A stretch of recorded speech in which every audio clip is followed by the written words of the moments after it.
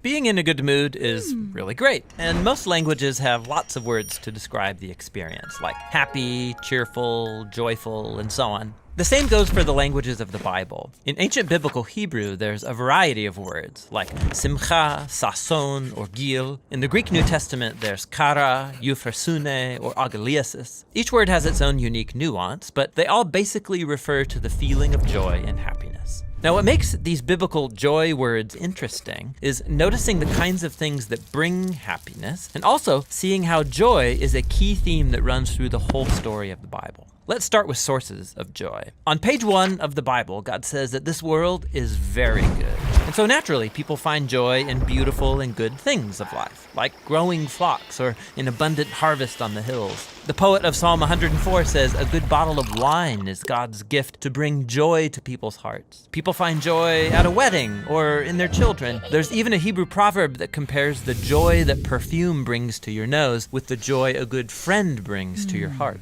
However, human history isn't just a joy fest. The biblical story shows how we live in a world that's been corrupted by our own selfishness. It's marked by death and loss. And this is where biblical faith offers a unique perspective on joy. It's an attitude God's people adopt, not because of happy circumstances, but because of their hope in God's love and promise. So when the Israelites were suffering from slavery in Egypt, God raised up Moses to lead them into freedom. And the first thing the Israelites did was sing for joy. Even though they were in the middle of a desert, they were vulnerable, the promised land was still far away, they rejoiced anyway. Later biblical poets looked back on this story and they remembered how the Lord caused his people to leave with joy, his chosen ones with shouts of joy. This joy in the wilderness, this was a defining moment, a way of saying that the joy of God's people is not determined by their struggles, but by their future destiny. This theme appears later in Israel's story, when Israel suffered under the oppression of foreign empires. The prophet Isaiah looked for a day when God would raise up a new deliverer like Moses. That's when those redeemed by the Lord will return to Zion with glad shouts, with eternal joy crowning their heads. Happiness and joy will overtake them. And while the Israelites waited, they chose joy to anticipate their future redemption. This is why it's significant that when Jesus of Nazareth was born, it was announced as good news that brings great joy. We're told that Jesus himself rejoiced and gave thanks to God his Father when he began to announce the kingdom of God.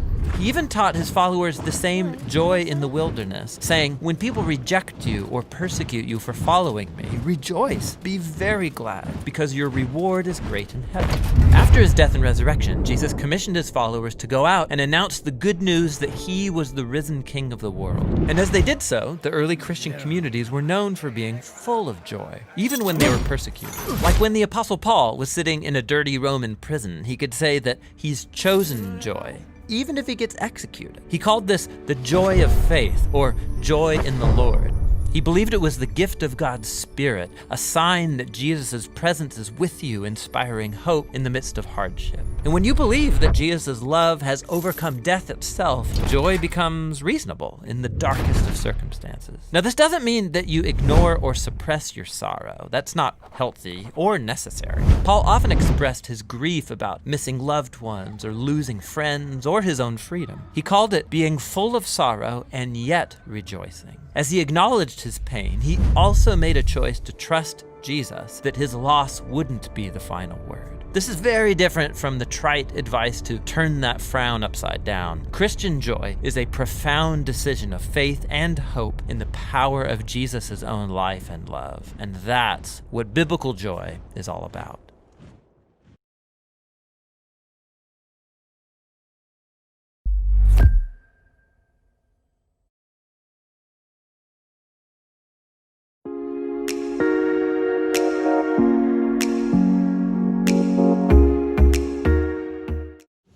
First off, before we start, I want to encourage you to get your phone out. Now, normally, when someone's going to talk to you, we would dissuade that and we want you to put your phones away, wouldn't you? I have a 12-year-old. I know the importance of getting this out of her hand before you want her to get this to start working, or even these to start working sometimes. No judgment. So yeah, if you've got your phones, get your phones out, and I want you to go into your contacts list and start just scrolling. Don't ring anyone, but just start scrolling through the contacts that you have on your phones. Now, this reminds me, talking about phones, because I was toying with the idea of this and thinking, oh, not everyone's going to have their phone with them. But that's crazy, isn't it? Of course, everyone's got their phone with them, other than Amy, whose phone is right there recording us as we speak. But, yeah, this reminds me, back in 2017, we went on holiday, when you were allowed to do that kind of thing. And we went to Portugal. But on the way, I purposefully made the decision before going on holiday that I wasn't going to take my Fitbit. That meant that I was going to have a rest and not obsess over how many steps an hour I was getting. And I wasn't going to take my phone. I know. And we got to the Birmingham International Airport security place where they check you and do all those strange things. And the security guy asked me where my phone was before I walked through that magnetic thing. And I explained to him that I didn't have the phone with me. And after that, he moved me to a special area where I was searched and swabbed for drugs. Apparently, if you don't have your phone with you, you're on drugs. I'm not quite sure. So, of course, we all have our phones with us today. So, as I said, I want you to get your phone out, start scrolling through those long lists of names and contacts that you have in there, and just pay attention and notice how many people you know. And as you've been scrolling through those lists of names, I want to tell you that over the last decade, there's been a massive decline in the church. I'm not just talking about empty chairs in this building, but I mean the big capital C church.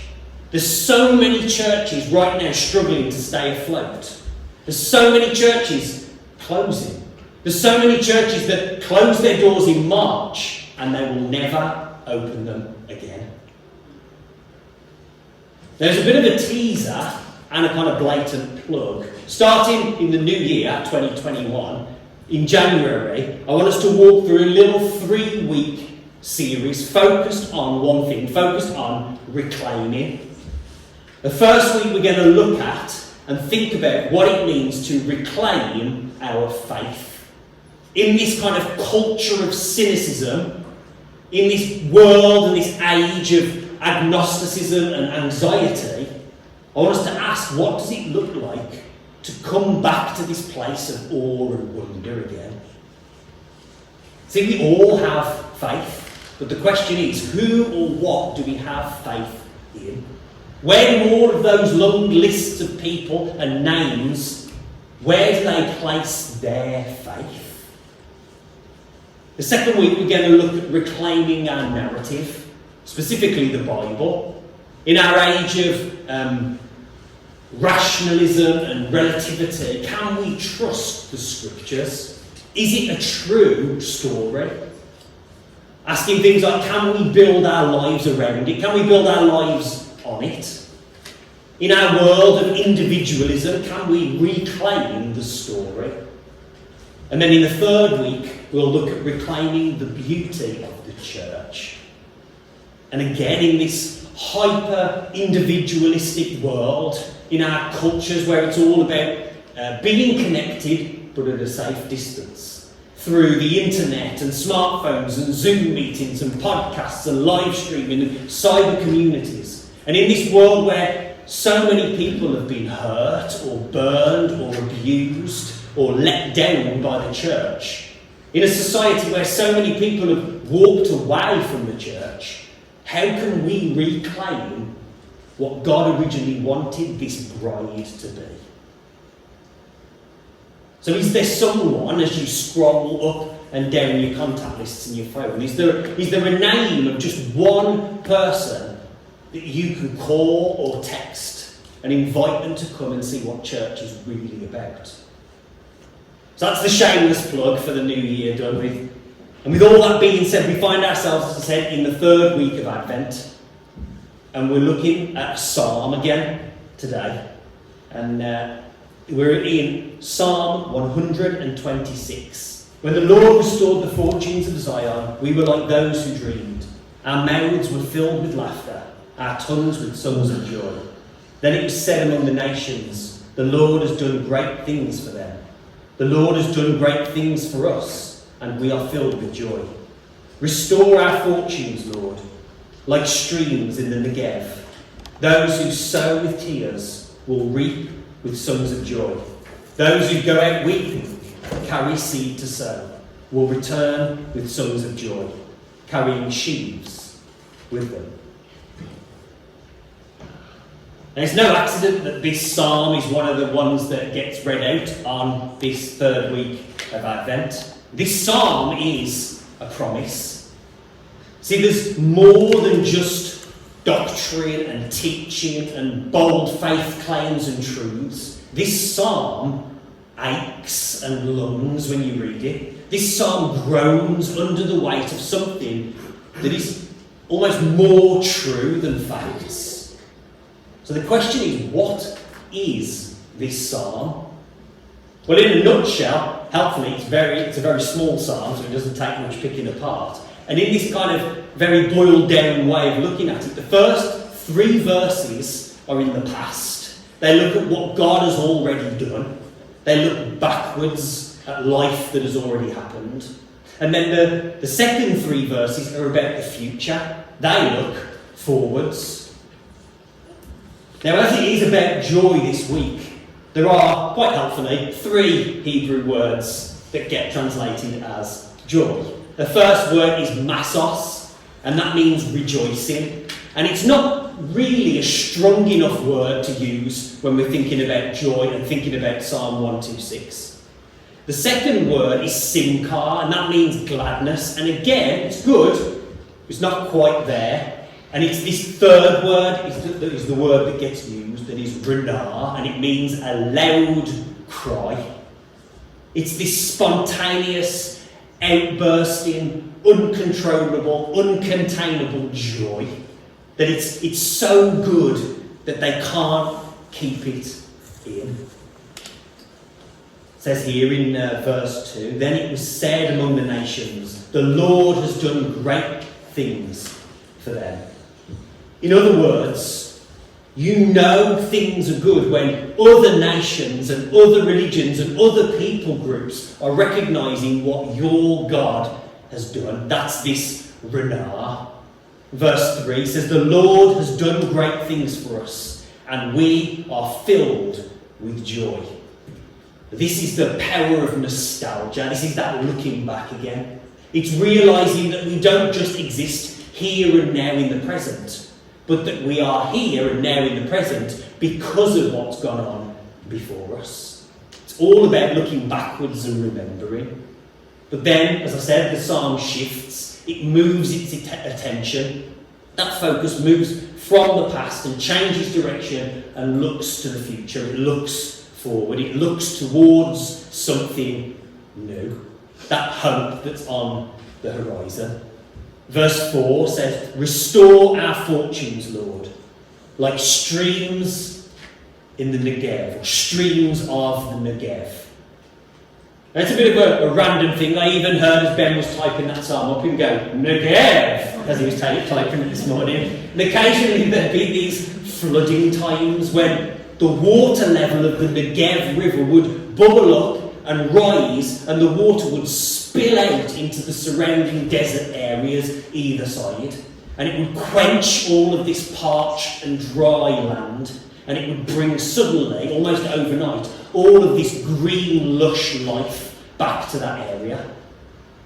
It's this idea, this very strong word picture kind of thing within this psalm, that the idea is that every so often there'd be this surprise blessing, this surprise joy that you didn't see coming and you didn't expect. And even those places in our lives that we thought were like that desert, that we thought were dry and barren and cracked and dead and no good for anything, all of a sudden now there is water and there is life and there is joy. Verse 5, "Those who sow with tears will reap with songs of joy." Sowing sorrow and reaping joy. And then verse 6 repeats the same theme. "Those who go out weeping, carrying seed to sow, will return with songs of joy, carrying sheaves with them." So we've got a looking back section of this psalm, and we've got a looking forward section of this psalm. But there is a problem with this psalm. There isn't a middle bit, is there? There isn't a bit in the centre that's for here and now. You see, for all the good of looking back, we can't live there, can we? We can't get back to that.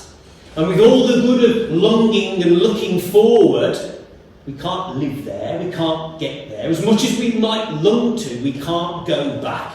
We can't live in the past. And as much as we might want to, we can't force ourselves into the future any quicker. We can't live in the past, and we can't live in the future. We all live in the present. It's not back then, and it's not way over there. We are in between. We live in this tension. And that's what Advent is all about. It's this now and not yet, as Jesus talks about in the Gospels. And notice in verses 5 and 6, there seems to be this connection, this inseparable connection between sorrow and, our theme for this week, joy. And that might sound a bit weird to us. Like, aren't those two things opposite? Aren't they like if there were a coin, one would be heads and the other would be tails? Sorrow and joy are opposites. And a lot of the time, if we're not careful, we can think that if we are in a time of sorrow, if we find ourselves experiencing sorrow, then there must be something wrong with us. That sorrow is somehow a sign, or sorrow means that I'm disconnected from God or from other people. But the psalmist here is saying that sorrow isn't the enemy of joy. The second thing that I think the psalmist is teaching us is that sorrow has a part to play in where our lives are headed. See, they don't get to this place of joy without going through that sorrow, do they? They have to sow with the sorrow in order to reap with joy. Sorrow acts as a kind of preparation. As we saw last week, this preparing the way is what Advent is all about. Sorrow is getting our soil ready to reap what it is that we are longing for. Now hear me right, I'm not saying that God makes all of the rubbish in our lives happen to us. I'm not saying that God gave us COVID-19. I'm not saying that God is the author of our sorrow. But God is the redeemer of it. God is the restorer of it. So if you're in any kind of deep sorrow right now, please know that God is sowing something deep, but you've got to look for it. And as Israel starts to rebuild their lives, they face setbacks and fallouts, and things don't go the way that they planned. Things don't go the way that they were hoping that they would. Because they're out of slavery, they're out of exile, they're away from the Babylonians and the Persians, and they are back home where they wanted to be. But it's not how it should be yet. It's not how they hoped. It's not how they dreamed it would be. Because they're in between. Maybe today you know what that feels like as well. Like you're in between. So the question is, so what? What do we do with all of this? What do we do with this psalm? And what do we do with life in 2020? Tell me, Stephen, what do I have to do to get joy? Well, I don't think it works like that. It's not that mechanical. If it was, and if I could give you 3 steps to achieving joy, I'd be quite rich. But it's not that mechanical. But I do know this. I've got 3 things that will steal joy from you. Because I can't explain how you get it. I can't describe how you get joy. In fact, actually, I think joy gets you.